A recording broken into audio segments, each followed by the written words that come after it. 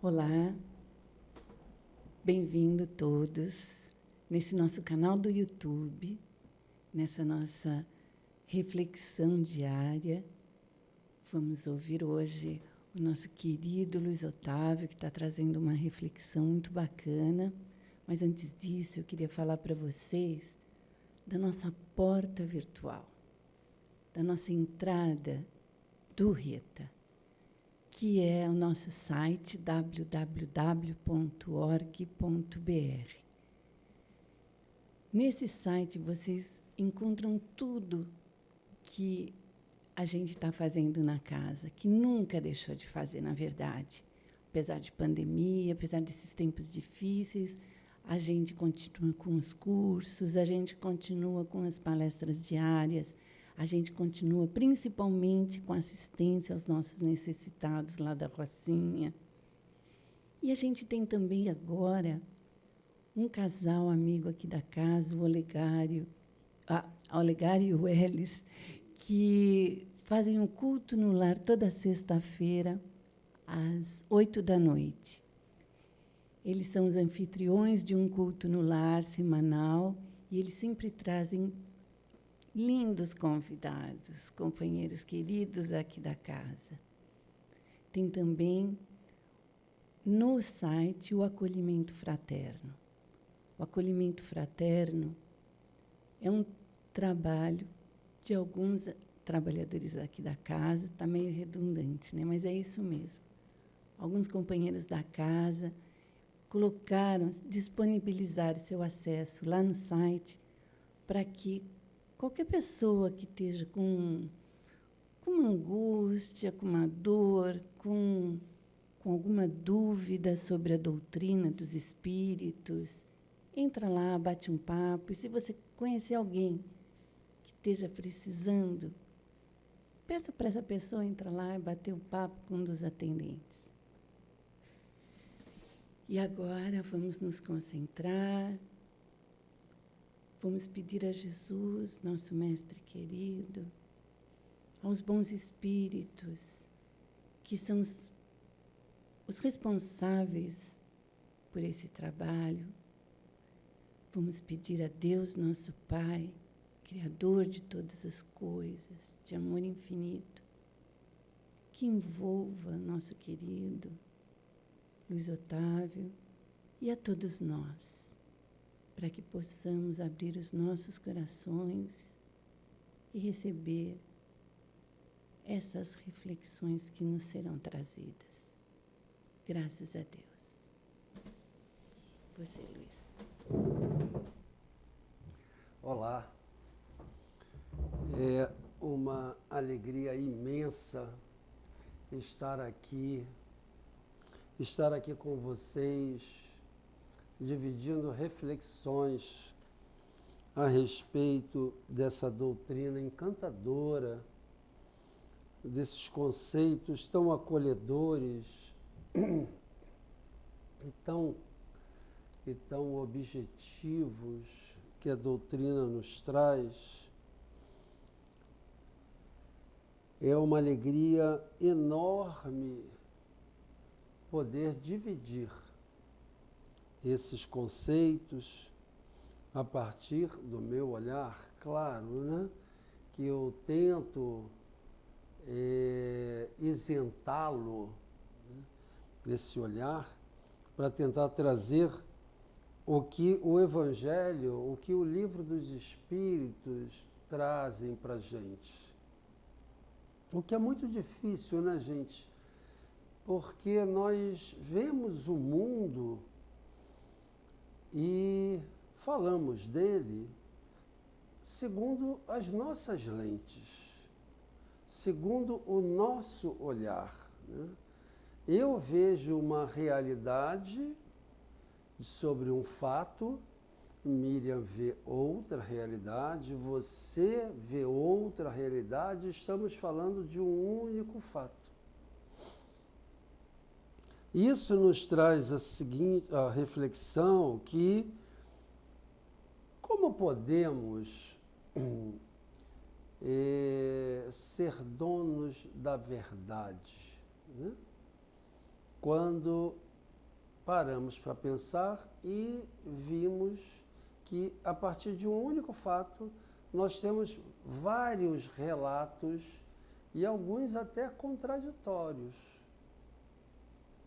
Então, que nós possamos ter a clareza e a humildade de saber que, mesmo que você esteja defendendo a sua convicção que você deve fazê-lo, mesmo que você esteja avaliando algum acontecimento que você deve fazê-lo, você tem que lembrar sempre que você pode estar enganado.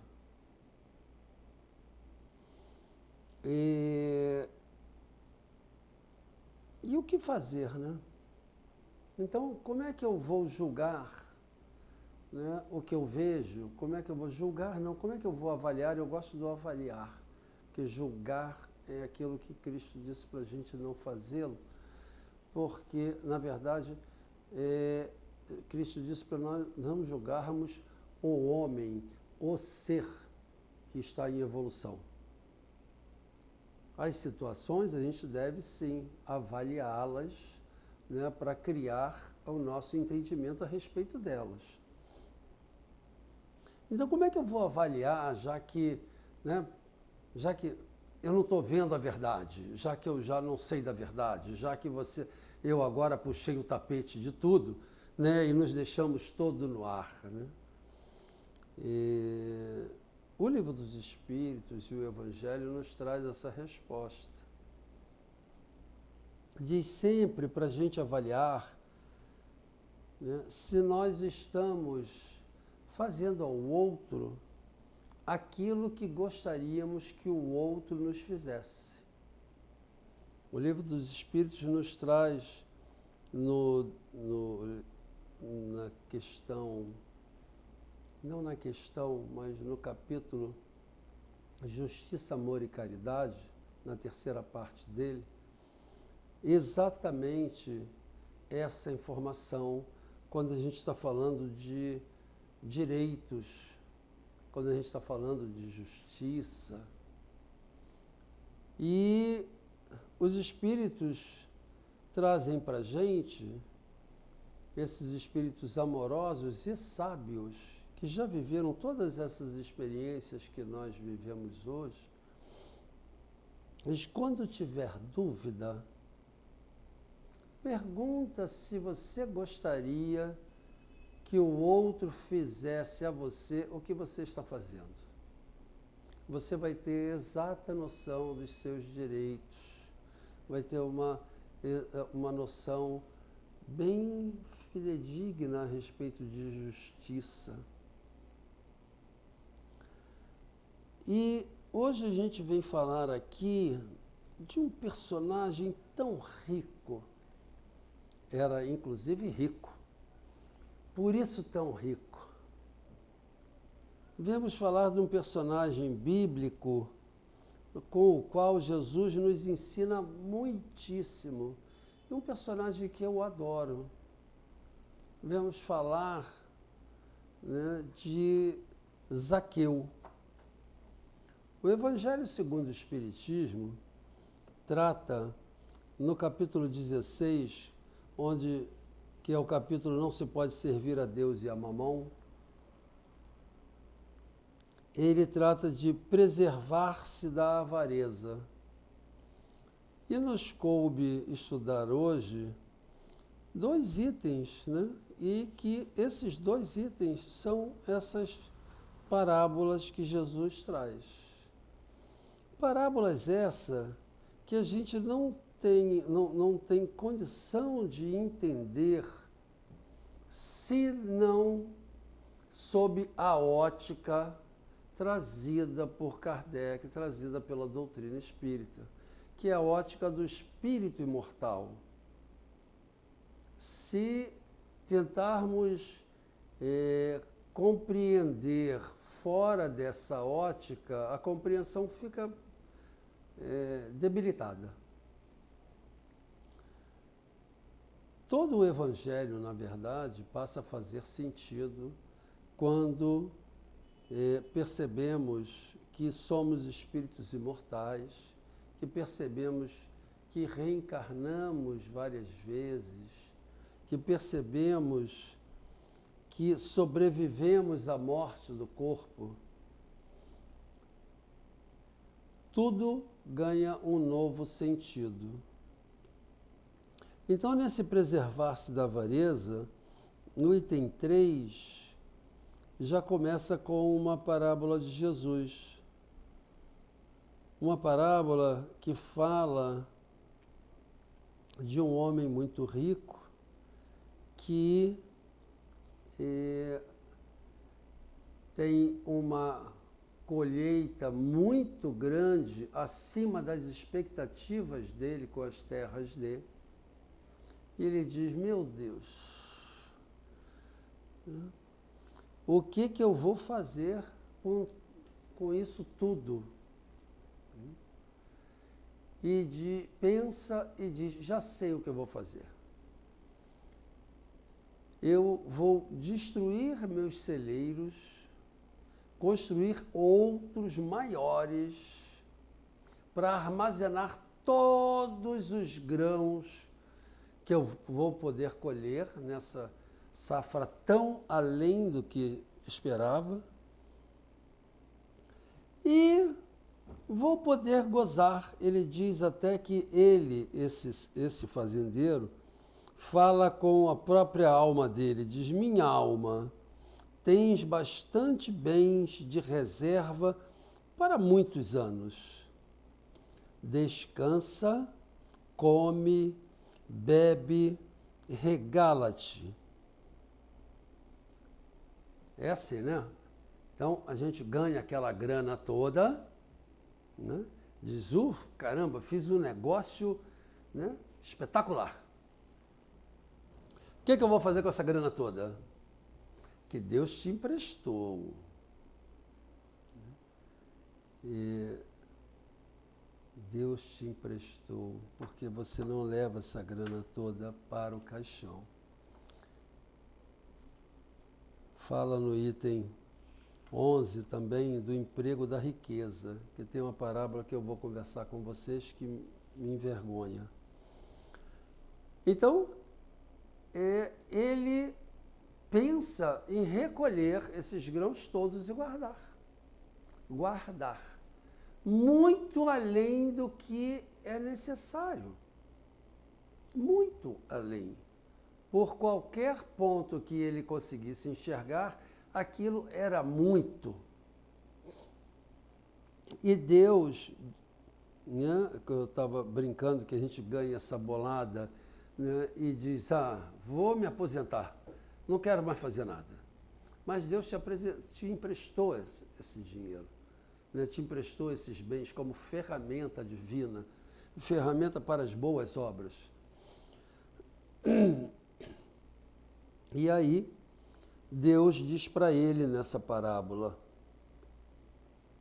chama-o de tolo, né?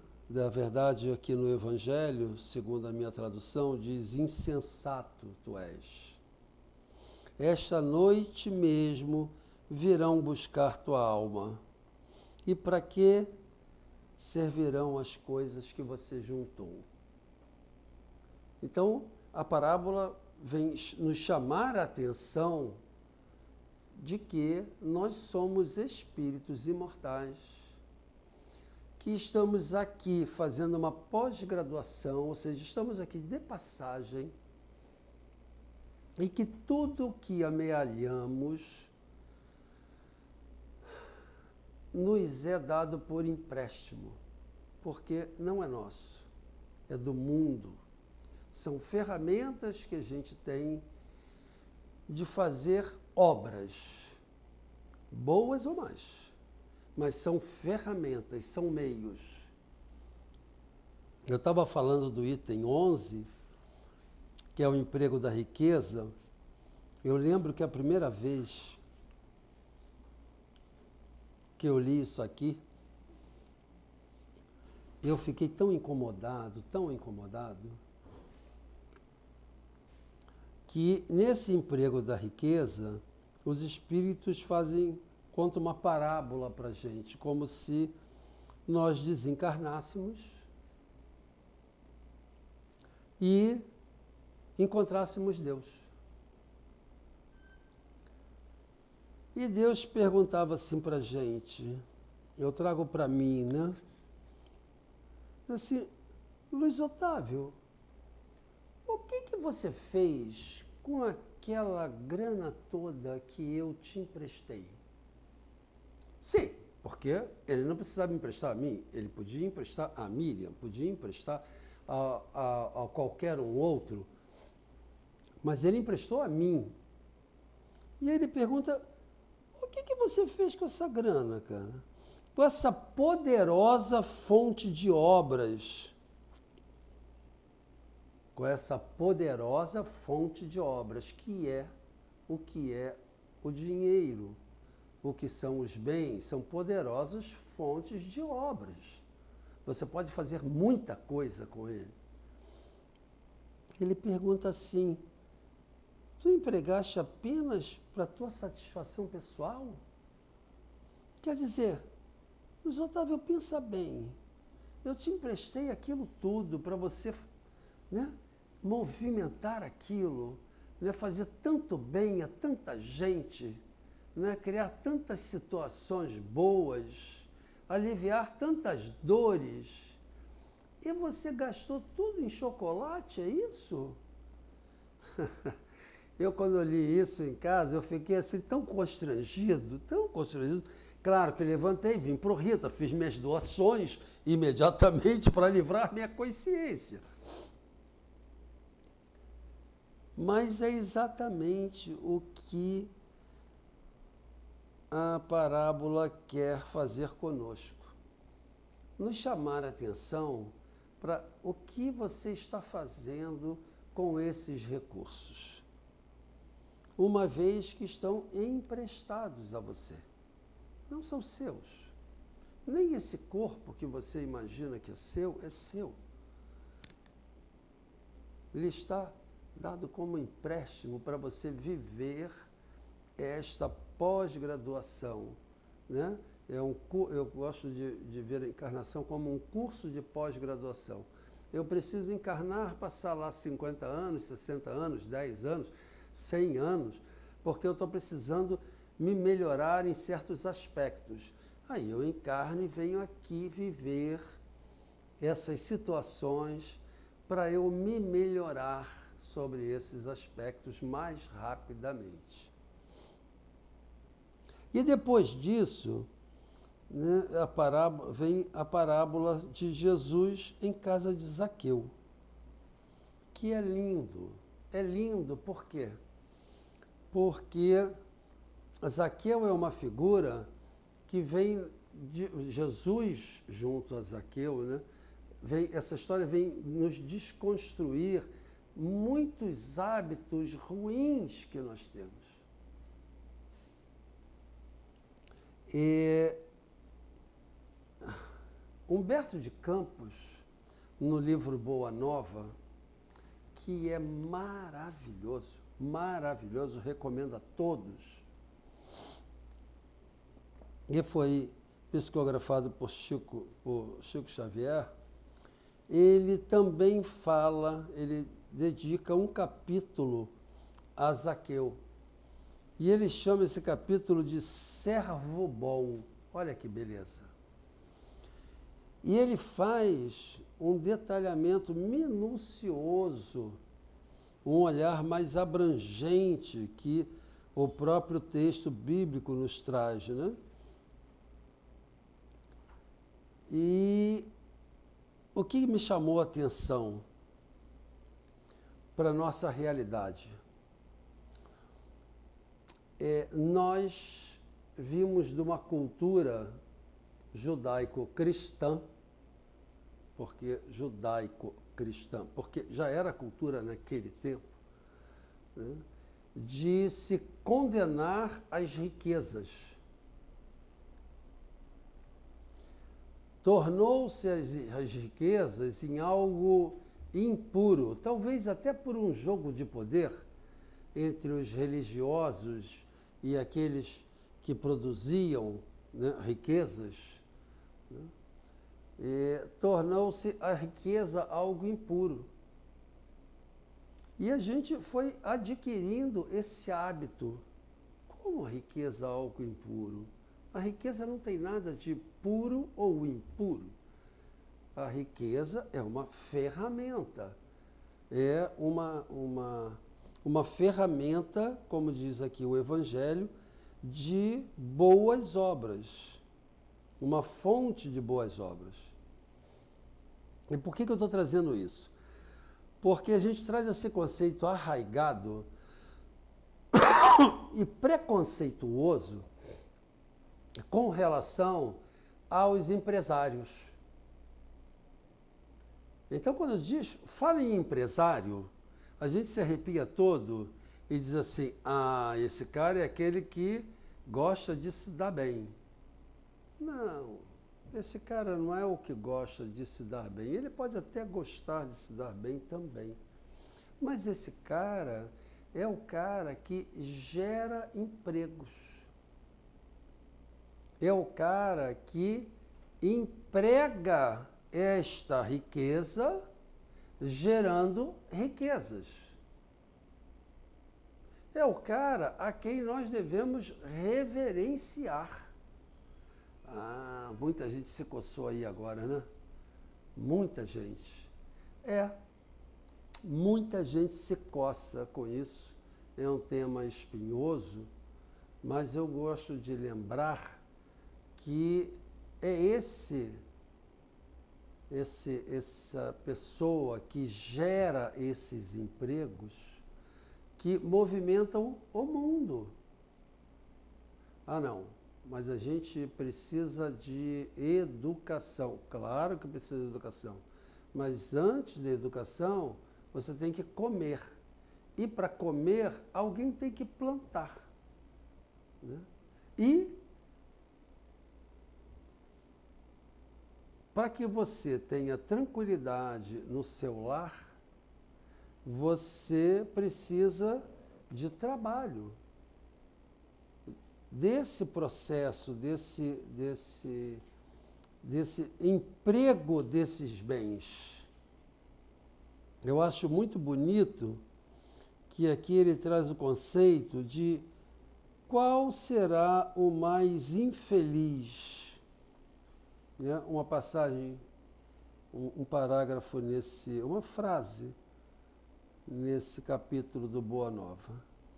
Diz assim, qual será o mais infeliz? O mendigo sem responsabilidade a não ser a sua própria manutenção? Ou seja, o mendigo a gente sabe que é infeliz, né? Ou seja, está passando numa situação na qual, né, está encarando uma prova muito dura. Então, Humberto de Campos pergunta assim, qual será o mais infeliz? O mendigo sem responsabilidade a não ser a sua própria manutenção? Ou um pai carregado de filhinhos a lhe pedirem pão? Você já imaginou, eu sou pai, tá, gente? Eu sou pai, eu acho que é uma das tarefas que mais me agradam. Você já imaginou o que é seus filhos estarem lhe pedindo pão e você não ter o pão para dar-lhes?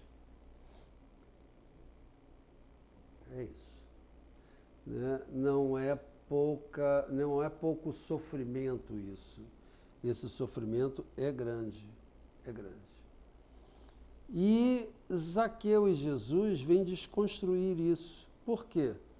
Porque Zaqueu é aquela figura que todo mundo detesta. Porque ele é um coletor de impostos. Coletor de impostos para um país estranho, para um país que dominou o seu país. Então ele é uma pessoa muito mal vista,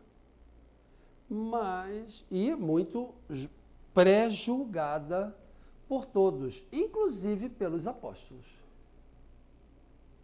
E aí Jesus resolve dar uma trazer uma mensagem, educar os apóstolos, né? Porque fica parecendo dar uma lição, não é nada disso.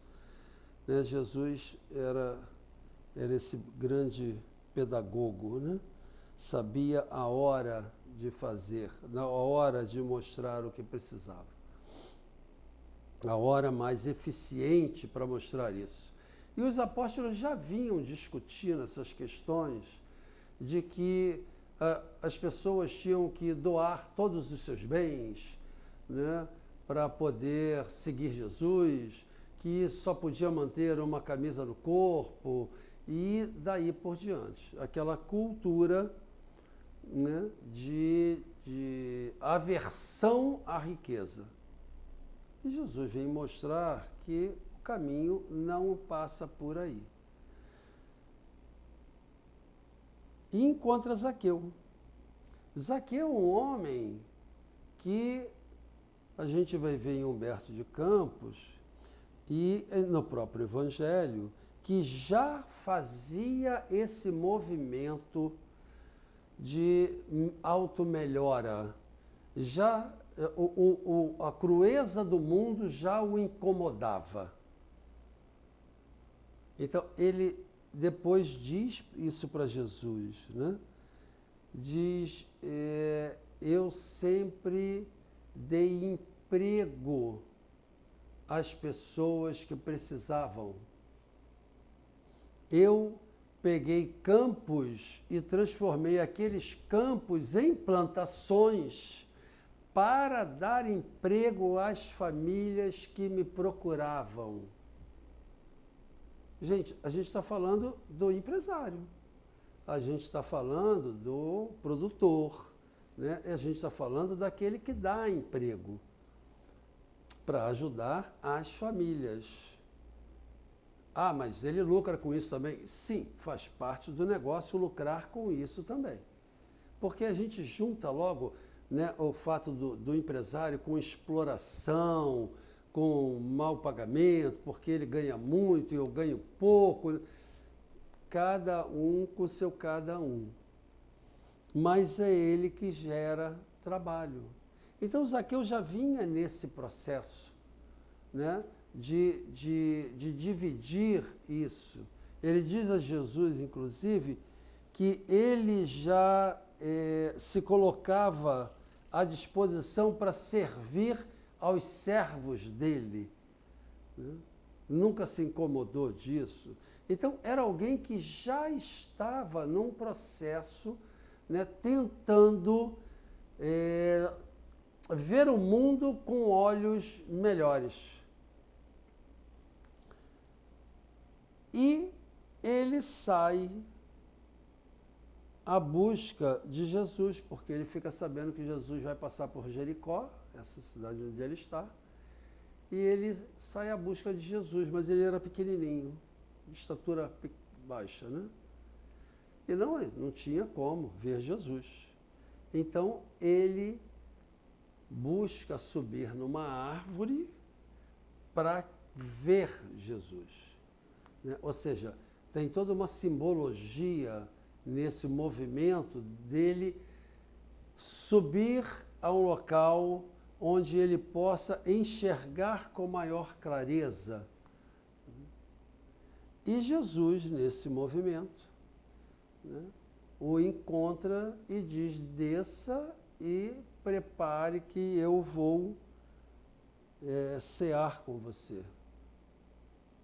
E aí todos os discípulos ficam, o que é isso, né? Como é que nós vamos nos juntar a um homem, né, de má índole, a um homem, né, um cobrador de impostos?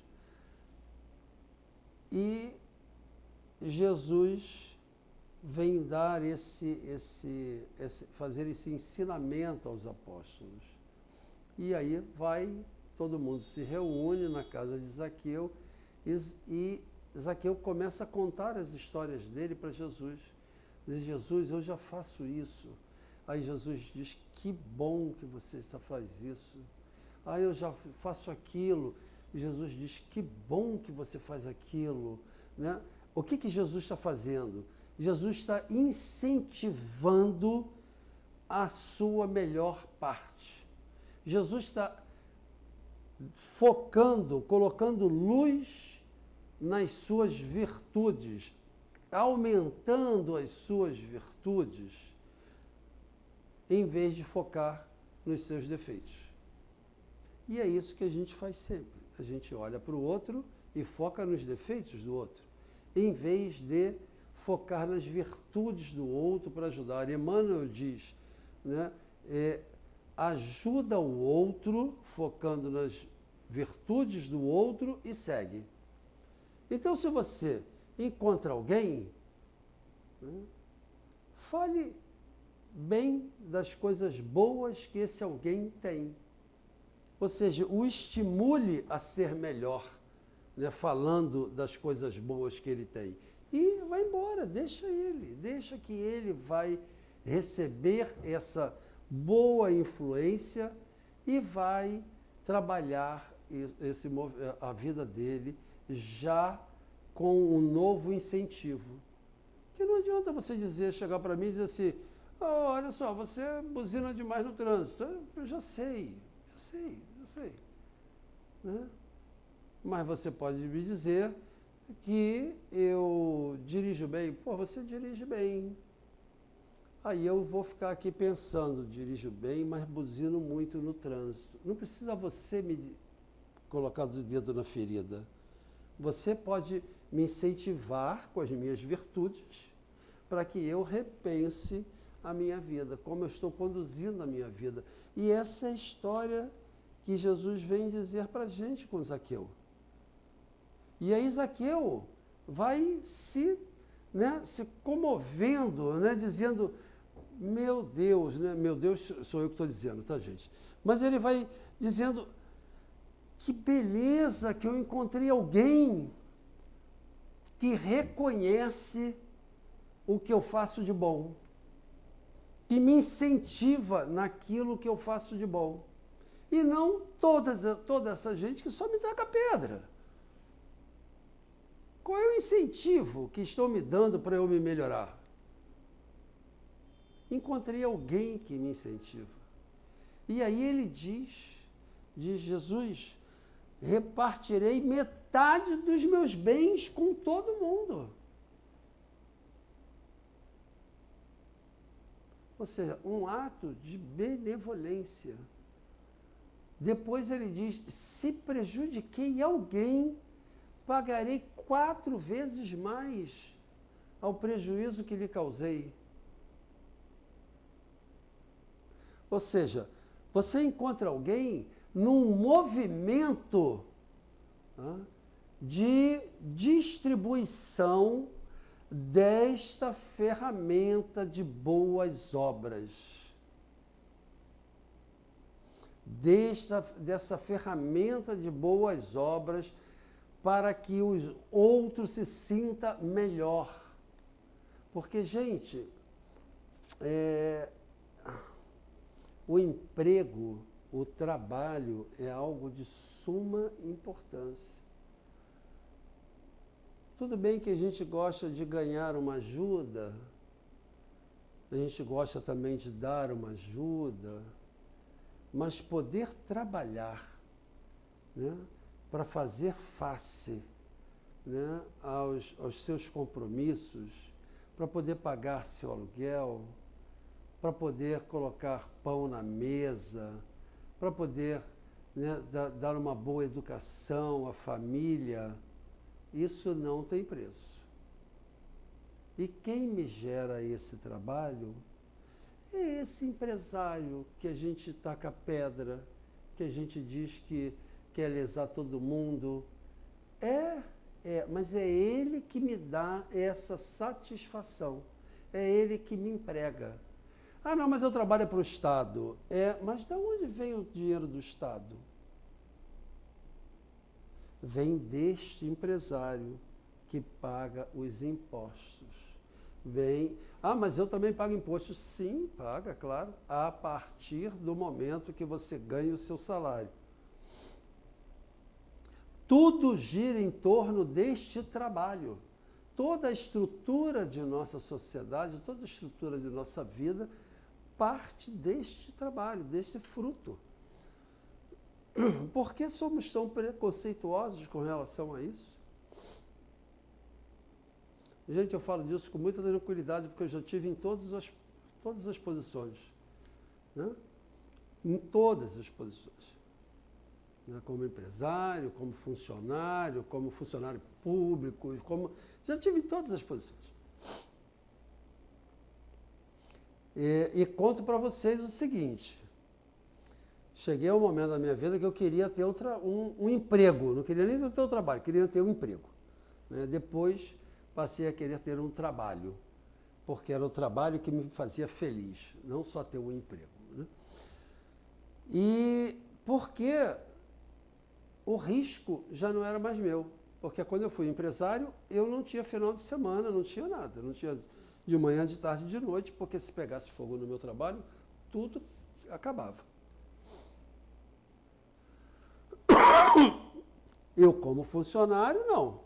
Eu como funcionário, o meu salário ia estar lá no final do mês. Então, todas as posições têm as suas vantagens e as suas desvantagens.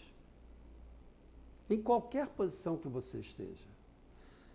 Tudo vai depender do olhar de boa vontade que você tem para com a vida. O olhar de boa vontade para com o outro. O olhar de boa vontade. Eu lembrei aqui de uma historinha. A gente vai até que horas? Eu esqueci. Dia 25. Tá. Uma historinha muito bonita, né? Que depende do nosso olhar. Né? Depende do nosso olhar. É uma historinha de um soldado que ele é ferido na guerra e vai para um hospital de campanha. E ele sonha com Jesus. Mas ele não vê Jesus, ele só vê os olhos de Jesus. Ele acorda lembrando, tendo a certeza que viu Jesus, mas ele só lembra dos olhos de Jesus. E aí ele começa a buscar Jesus, porque ele tem certeza absoluta que ele viu Jesus. E ele diz, eu vou reencontrar Jesus. E ele começa a buscar Jesus. Como é que ele consegue buscar Jesus? Se ele só viu os olhos de Jesus. Ele passa a prestar atenção nos olhos de cada um que ele encontra. Quem sabe eu não vejo Jesus? Quem sabe se ele não é Jesus? Né? E aí ele começa a buscar Jesus em cada olhar. Né? Será que é ele? Será que é ele? Será que é ele? E vai passando o tempo, ele buscando Jesus, aquele olhar que trouxe tanta paz a ele, tanta alegria, essa sensação de bem-estar, até que chega um momento que ele percebe que ele via Jesus através dos olhos daquele de quem ele estava olhando. É linda essa história. Né? Ele percebe, né, que ele conseguia ver Jesus através do outro. Então ele passa a ver Jesus no outro. Bonito isso, né? É isso. Se nós tivermos olhos de boa vontade, se nós tivermos, os espíritos chamam isso de caridade. Caridade está descrito na questão 886 do Livro dos Espíritos, que é o famoso BIP, né? Benevolência, traduzido em boa vontade, indulgência para com os erros do outro, ou seja, aquilo que a gente comentou aqui, foca nas virtudes do outro, em vez de ficar focando nos erros do outro. E perdão das ofensas. Isso é caridade. Caridade, segundo o Livro dos Espíritos.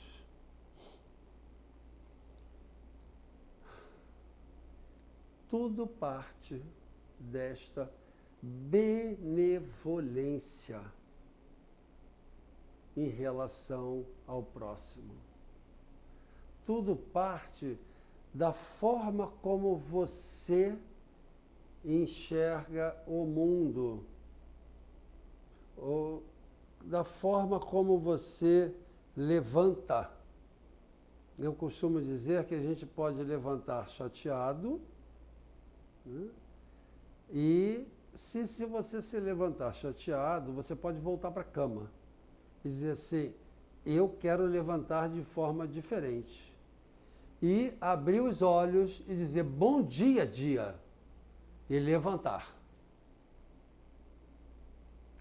O seu dia já vai começar sendo outro, porque mesmo por disciplina, mesmo que você esteja com aquela dorzinha, com aquela unha encravada, te chateando, você vai dizer, não, olha só, eu vou prestar atenção nas melhores coisas, né? Vou olhar para a beleza do mundo e vou dar passos decididos no meu trabalho, vou ser melhor hoje do que eu fui ontem, vou tratar melhor as pessoas do que eu tratei ontem, vou tentar ser melhor do que eu fui ontem, a partir da minha boa vontade, a partir do meu querer me melhorar.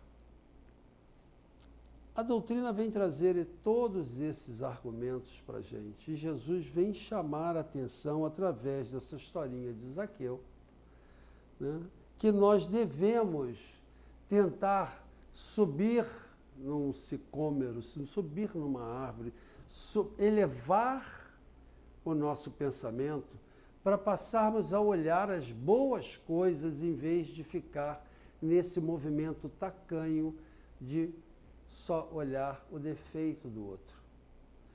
Que nós possamos ver com gratidão quem está do nosso lado, trabalhando como funcionário ou dando emprego, trabalhando como empresário. Que nós possamos ser gratos pelo movimento da vida, em vez de ficar, né, se envolvendo com energias ruins. Que nós possamos dar passos mais firmes em direção à nossa pacificação para que a gente possa fazer melhores escolhas. E o capítulo acaba dizendo, Jesus dizendo, esta casa hoje recebeu a salvação, porque este também é filho de Abraão, porque o Filho do Homem veio para procurar e salvar o que estava perdido. Jesus não veio aqui para ficar junto aos santos. Veio aqui para ficar junto a nós que precisamos. Nós que precisamos desses conceitos. E ele veio trazer a salvação, sim. Qual a salvação? Ele veio jogar luz no caminho. Ele veio nos trazer um exemplo, dizer, olhe, este caminho aqui é o caminho que o levará à sua paz, que o levará às suas melhores escolhas, que o levará a ser feliz. Então, ele onde nós estávamos nas trevas, ou seja, perdidos, ele nos salvou. Nos salvou como? Jogou luz no caminho. Ou seja, nós nos achamos, nós nos salvamos a partir deste exemplo. Então, que a gente possa valorizar os exemplos trazidos por Jesus, valorizar a benevolência, valorizar a indulgência e valorizar o perdão, porque todos precisamos desses bons sentimentos, todos precisamos desse carinho, todos precisamos desse olhar. Que a gente possa dar passos mais firmes, mais seguros, sabendo nos espíritos imortais que somos, em direção ao outro, para tentar achar Jesus no outro e fazer a Ele aquilo que gostaríamos que Ele nos fizesse. Muita paz a todos. Gratidão, Luiz Otávio. Obrigado por suas reflexões. Obrigado por lembrarmos desse caminho que Jesus nos trouxe, essa luz dos seus exemplos. E assim, com toda essa gratidão no coração, pedimos a Ele, nosso Mestre querido, Jesus, nosso irmão, aos bons espíritos que aqui nos envolveram, e a Deus, nosso Pai, com toda a sua amorosidade, para que possamos terminar esse nosso trabalho de hoje. Graças